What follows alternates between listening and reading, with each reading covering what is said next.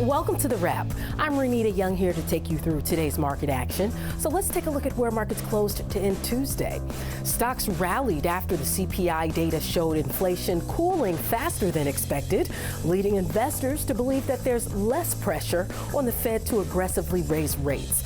The Dow was up more than 1%, while the S&P 500 and the NASDAQ 100 were both up around 2%. And the small cap Russell 2000 had the biggest jump, rallying more than 5% on the day.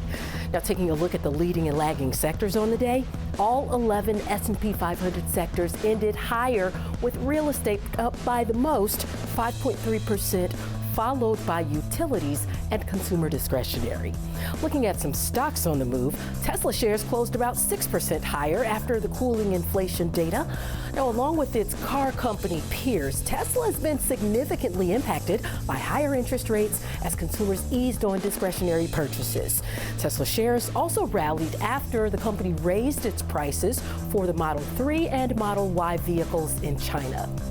Over to ONON Holdings, where shares higher initially, then they fell around 3% after reporting earnings. Now, while the company beat on earnings, shares fell on ONON Holding, raising its guidance by less than what analysts had hoped for. And Airbnb shares closed more than 6% higher after acquiring AI startup Gameplanner.ai.